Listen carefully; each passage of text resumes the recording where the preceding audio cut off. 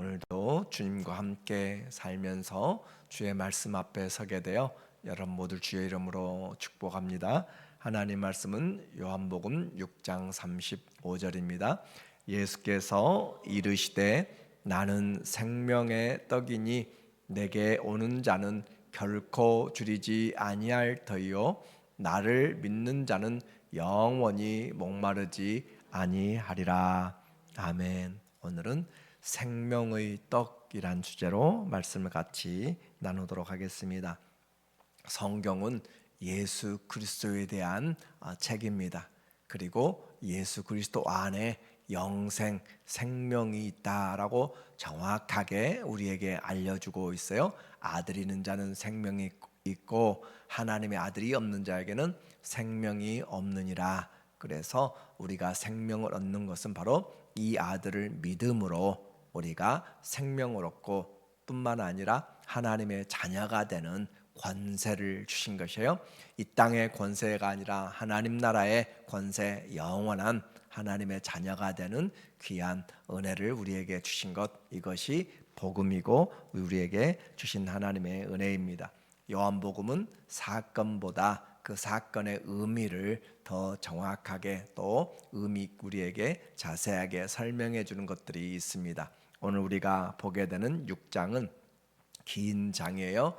그러면서 우리에게 생명의 이야기, 예수님이 우리에게 생명의 떡이 되신 이야기, 그리고 오병이어를 통하여서 우리에게 주님이 공급해 주시는 그 말씀을 하고 있습니다.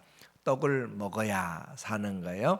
양식도 우리가 먹어야 되고 또 영의 양식도 먹어야 되는데 바로 그것이 우리에게 오늘 보여주고 있는 예수님이 우리에게 오신 양식의 내용이죠. 사복음서, 마태복음, 마가복음, 누가복음, 요한복음 이 사복음서에 공통적으로 기록된 기적이 있습니다. 그러니까 그 기적 중에 하나가 바로 오병이어이고 또 나머지 하나가 부활입니다. 물론 십자가는 사건으로 기록되어 있지만 그 십자가 자체가 기적은 아니니까, 고난 자체가 기적은 아니니까 기적의 표현으로 우리에게 이 사복음서에 공통적으로 우리에게 나타나 있는 딱 두 가지 기적이 있는데, 하나는 바로 이 오병이의 기적이고 하나는 예수님의 부활의 기적이 사복음서에 기록되어 있다라고 하는 거예요. 오늘 이 오병이의 기적은 분위기가 모세가 그들에게 하나님의 말씀을 받고 또 그들에게 하나님 그 공급하였던 만나의 사건을 연상시키는 그런 분위기로 되어 있습니다. 때는 유월절 무렵이라 그렇게 이야기해요. 그러면 유월절이 되어가면 저 북쪽에서부터 그들이 이동하여서 예루살렘으로 향하는 그런 순례의 사람들도 있게 되는 것이죠. 그래서 갈릴리 바다에서 있게 되는 일들, 오늘 5절에 보니까 말하기를 예수께서 눈을 들어 큰 무리가 자기에게 오는 것을 보시고 빌립에게 이르시되 우리가 어디서 떡을 사서 이 사람들을 먹이겠느냐 하시니, 그렇게 하면서 갈릴리에서 일어났던 갈릴리 바다 디베랴라고 그렇게 이야기하는데, 로마 황제 티베리우스를 기념하여서 티베리아라고 하는 도시를 세웠고, 그 도시에서 보았을 때는 그곳이 이제 티베리아 바다라고 그렇게 불려지게 되는 것이죠. 또 긴네롯, 이 갈릴리 호수를 보면은 수금 악기처럼 그렇게 모양이 되어 있어요. 그래서 긴네롯이라는 그런 명칭을 가지고 또 부르고 있습니다. 뿐만 아니라 게네사렛 평야에 맞닿아 있어서 게네사렛 바다라고도 그렇게 이야기하고 있고, 통상적으로 갈릴리 바다, 그래서 네 개의 이름으로 불려지고 있는 그런 갈릴리 바다 북쪽에서 일어나고 있는 내용들이에요. 그래서 그곳에서 지금 많은 무리들이 모였고 예수님이 그들을 보고 지금 어떻게 해야 먹을 것인가, 우리가 어디서 떡을 사서 이 사람들을 먹였느냐, 많은 사람들이 있는데, 그래서 이렇게 말씀하시면 친히 어떻게 하실지를 아시고 빌립을 시험하고자 하심이라. 예수님은 인생의 답을 가지고 계십니다. 그래서 인생의 답을 가지고 계시는 그 주님, 우리의 모든 일에 주님이 인생의 답을 가지고 계신다.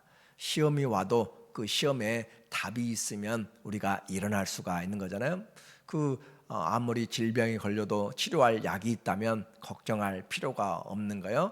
우리의 인생의 답이 예수님에게 있다면 예수님이 길이기 때문에 주님 앞에 나가면 주님이 이겨내게 만듭니다. 믿음은 모든 문제를 이겨나갈 수 있는 가장 중요한 은혜의 키가 되는 것이죠. 그래서 시험을 당하든지 어려움이 있든지 내게 무슨 일이 있어도 세상을 이기는 그 믿음의 열쇠, 예수님의 그 말씀을 통하여서 이겨낼 수 있는 것이 바로 우리에게 주신 하나님의 은혜요, 세상과 다른 특별한 은혜요. 무엇으로 어떻게 먹을까 우리가 먹일까라고 그렇게 이야기할 때 빌립은 계산적이었어요. 재빠르게 계산해서 200데나리온 200일 동안 일한 노동자의 품값 정도는 있어야 우리가 이 사람들을 먹이겠습니다. 그러니까 엄청나게 많은 사람들이 지금 모여 있는 것이죠. 남자 장정만 5,000명이라고 이야기했으니까. 그리고 또 안드레는 재빠르게 보니까 어린아이가 가지고 있는 물고기 2마리와 또 5개 떡 조각을 가지고 예수님께 나오게 되었어요. 계산적으로 이렇게 해야 된다. 또 오늘 가지고 있는 것이 무엇인지 그렇게 이야기하는데, 예수님은 그들을 보시고 그 떡과 물고기를 축사하신 후에 그 사람들에게 나누어서 주가했습니다. 그리고 그 모든 것을 나누어 준 다음에 그들이 12광주리를 남겼다라고 이야기하고 있어요.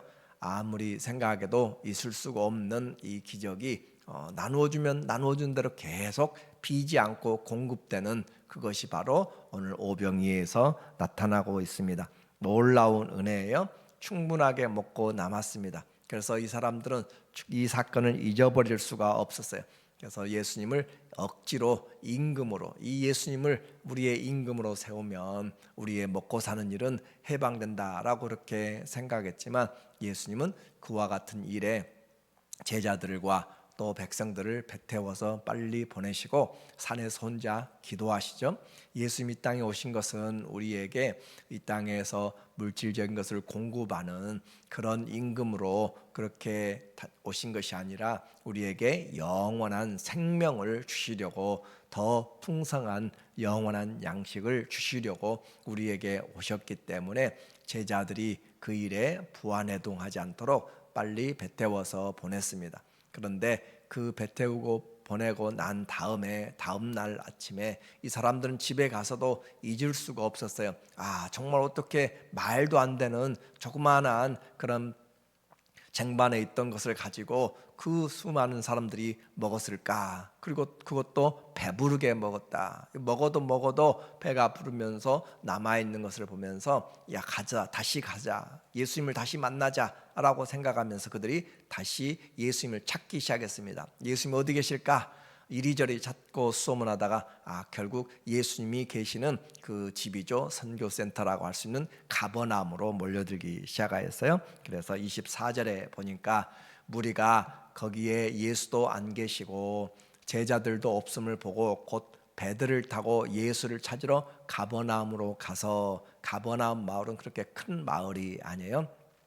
그래서 그곳에 예수님을 만났더니 바다 건너편에서 만나 랍비여 언제 여기 오셨나이까? 왜냐하면 예수님이 그 나누어 주고 먼저 다 보내고 산에 계셨기 때문에. 그리고 배가 없었는데 예수님은 지금 밤사이에 제자들이 바다에서 괴로워하는 광풍 때문에 괴로워하는 걸 보고 바다 위를 걸어오신 사건을 지금 우리에게 이미 말씀을 하고 있어요. 그래서 그들은 보지 못했습니다. 그런데 예수님이 여기에 와 계신 거예요.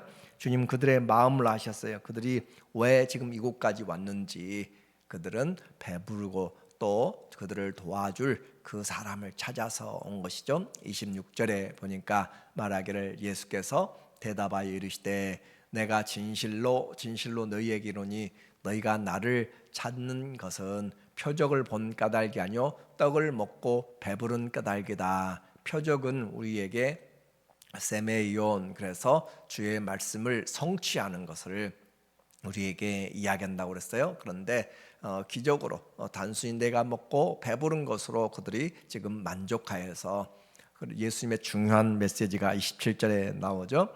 썩을 양식을 위하여 일하지 말고 영생하도록 있는 양식을 위하여 하라. 이 양식은 인자가 너희에게 주리니 인자는 아버지 하나님께서 인치신 자니라. 썩을 양식이 무엇인가? 그것은 우리가 먹고 마시고 입고 하는 단지 제한적인 우리가 유통기간이 있어요. 음식도 유통기간인데 그와 같은 것을 말하고 있습니다. 영원하지 않는 것, 이 세상의 일시적인 것, 혹시 10년이 될 수도 있고 100년이 될 수도 있지만 그러나 일시적인 그런 부분을 말해요. 썩을 양식을 위하여 일하지 말고 영원하도록 있는, 영생하도록 있는 양식을 위하여 하라. 일을 하라라고 그렇게 말하는 거죠. 그리고 이 영원하도록 하는 양식은 절대 사람이 얻을 수가 없습니다.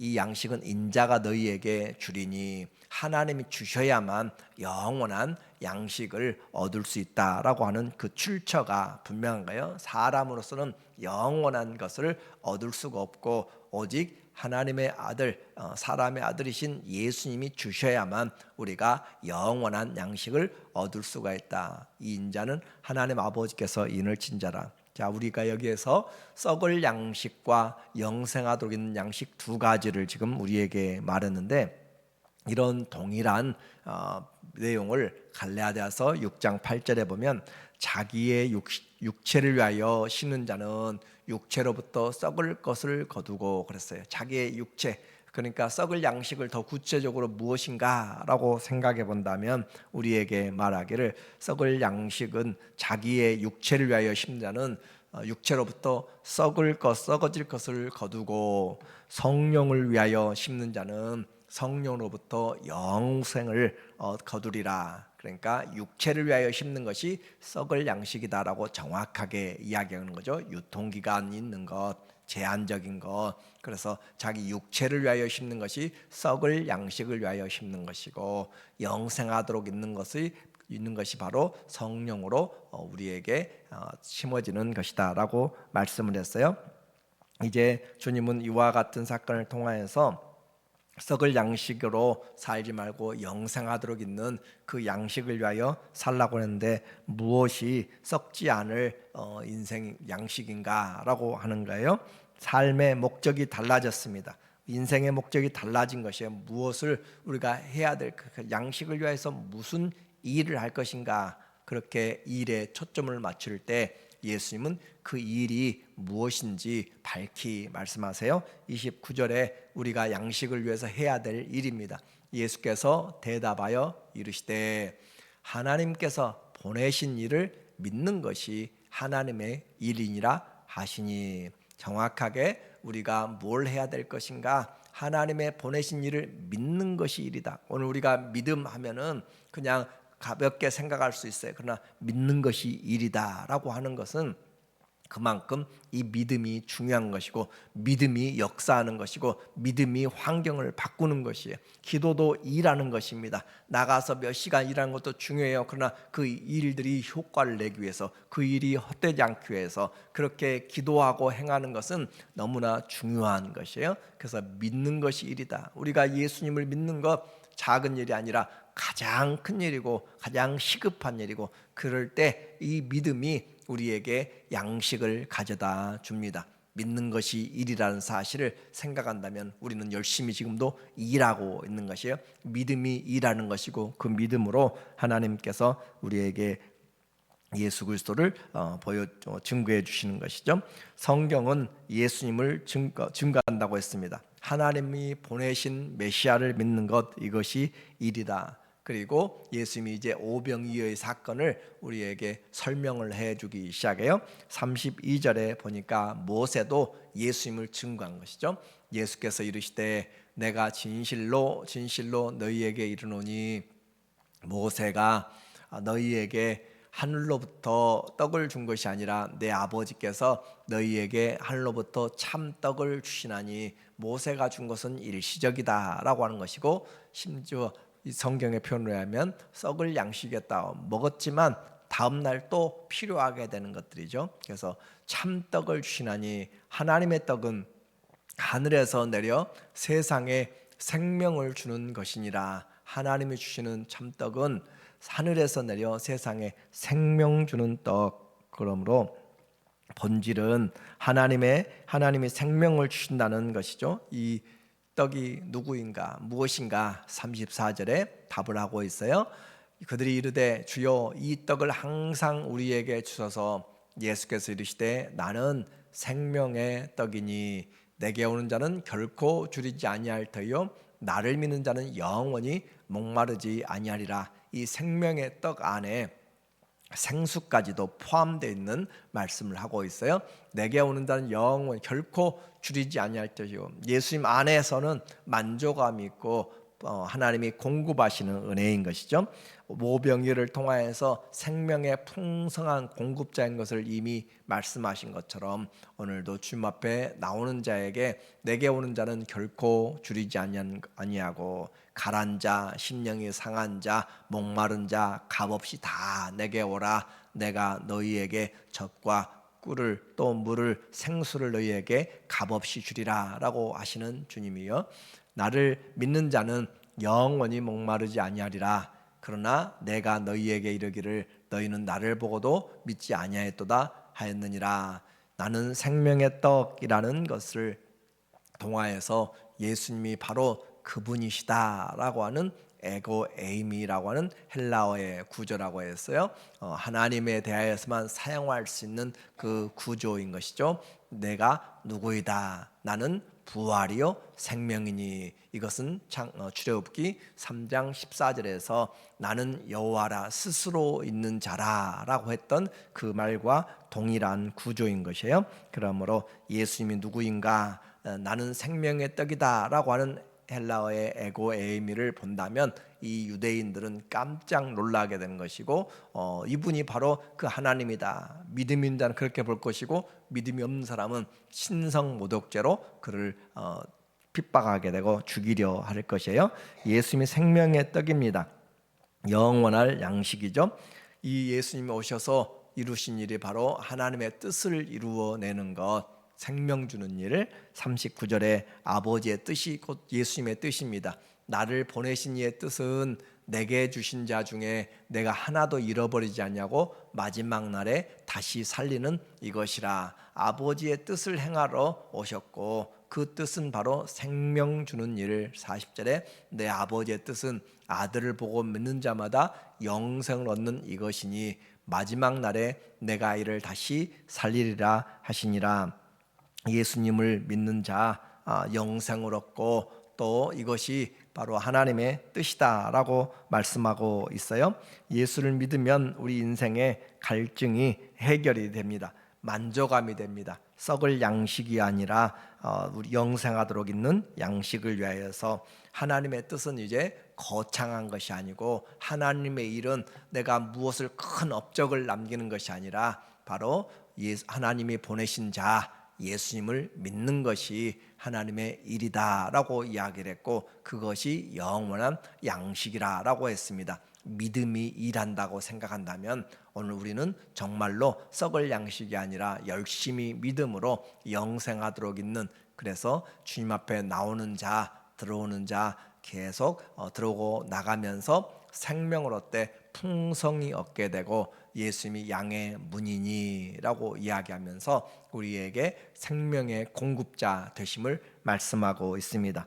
예수님 때문에 우리의 삶이 변화되는 것, 믿음 때문에 썩지 아니할 양식을 우리가 가지고 있는 것, 이것이 세상과 구별된 것이에요.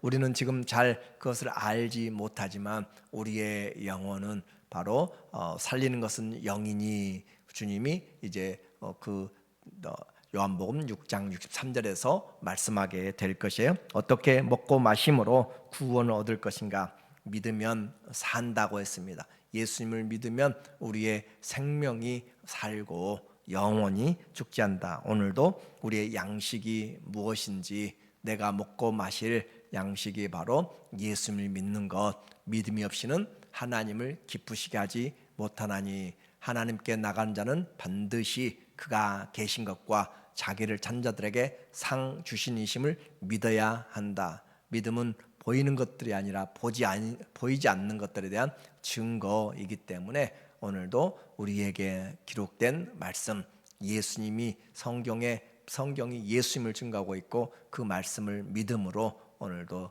더욱더 일하시는 하나님이 주신 영생의 그 생명의 일을 하는 우리 모두 믿음의 사람들 되기를 예수님의 이름으로 축원합니다. 아멘. 하나님 아버지, 예수님을 믿는 것이 인생의 가장 중요한 생명의 일이고 공급하시는 은혜입니다. 믿으면 만족이 있습니다. 오늘도 썩을 양식으로 헛된 것이 아니라 육체를 위하여서 심음으로 썩어진 것을 거두는 것이 아니라 성령을 위하여 심고 성령으로부터 영생을 거두는 예수 믿음의 삶이 되게 하여 주시옵소서. 예수님의 이름으로 기도합니다. 아멘.